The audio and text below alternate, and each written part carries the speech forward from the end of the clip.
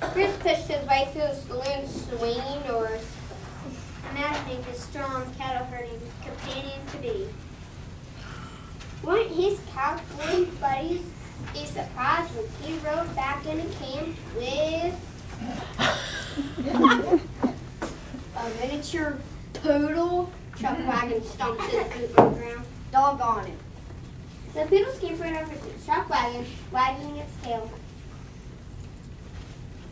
At least he's smart, Said Lariat.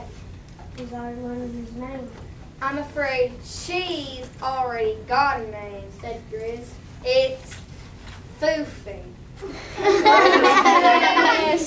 Exclaimed Chuck Wagon, Lariat, and Bald Mountain all at once. That's right, and she's gonna need some special looking after.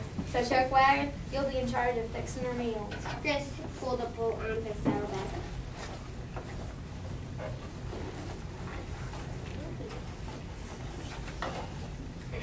I've got to cook for a dog. Chuck Wagon. Grizz handed Chuck Wagon the bowl. I've got to cook for a dog. Said Chuck Wagon. And keep your guitar tuned, because she's gonna need to be sound asleep at night, but not before somebody brushes her hair. That'll be your job, Bald Mountain. He added, reaching into his bag and picking out a brush.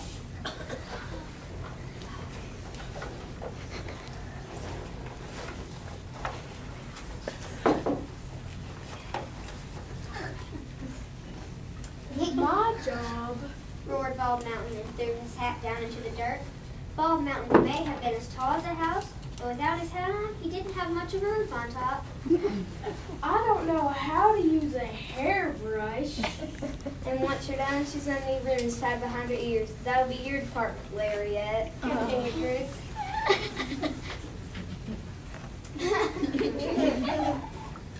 Ribbons. My specialty is tying ropes, Grizz. Then when you're done, you can tie her a new leash. Meanwhile, I've got some cattle herding to teach. Come on, Foofy. Grizz headed off with 50 at his side. Chuck Wagon, Bald Mountain, and Lariat stood there with their arms crossed, sour as unripe prickly pears.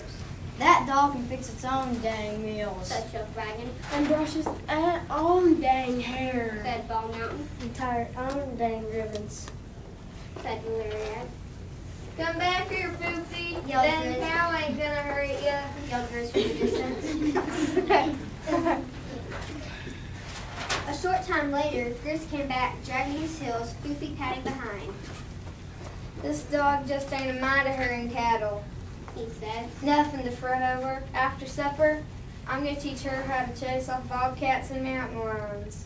As Grizz stretched the tin plate, a mouse popped down a little hole in the ground and scurried past Foofy. Foofy let out a whimper, then ran and hid behind Bald Mountain. Must have been a small mountain lion. Said Lariat. Phooey, Foofy, I took a big gamble bringing you out here on the range. Said Grizz. Grizz hurled his supper plate in disgust. It spun across the sky, level as a silver dollar on a poker table. Suddenly, quick as a jackrabbit, Foofy took off after the plate. As the plate glided down far in the distance, ready to hit the ground, it caught it in her mouth. Foofy came trotting back with the plate and dropped it after his feet. Bald Mountain dropped his jaw. Lariat dropped his robe. Chuck Wagon dropped his finger from his nose. Well, I'll be dipped in horse straw. Said Grizz. Before you could say don't squat with your spurs on, the cowboys were jostling to toss the tin plate for Foofy. And soon they were throwing the plate to each other too.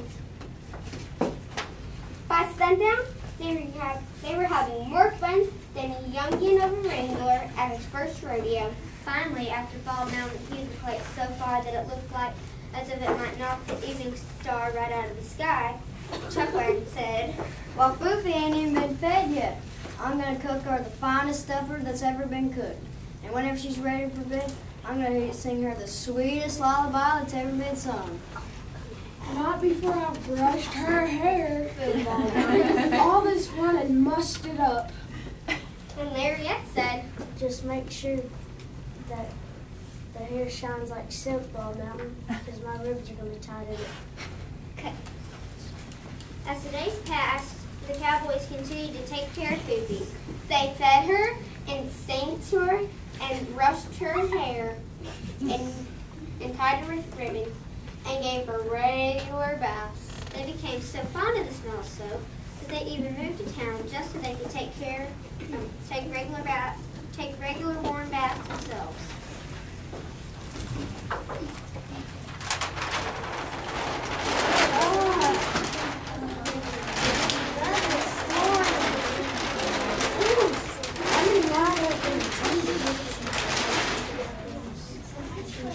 What does that say? While there, Chuck Wagon opened a gourmet restaurant, one with tablecloths and linen napkins, and sang to the customers while he wasn't busy in the kitchen.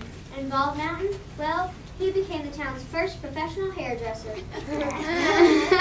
Mariette opened a gift shop where he sold rope holders for hanging potted plants and charged extra for wrapping presents with fancy bows.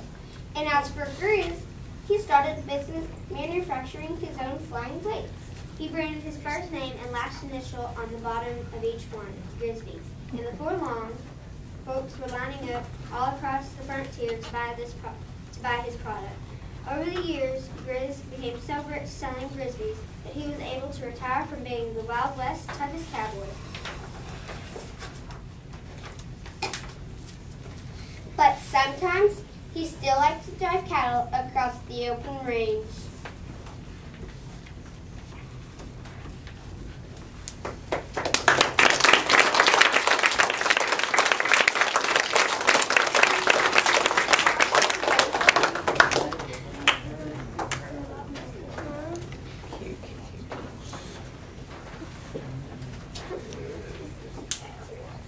Last Wednesday, field day, or this Wednesday, field day, we had a great day until Michael broke his arm. And he's not with us today, he's in hospital.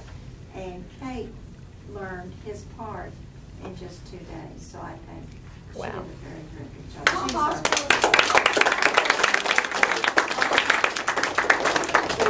I can't remember. Grisabelle, yeah, they started calling her Grisabelle.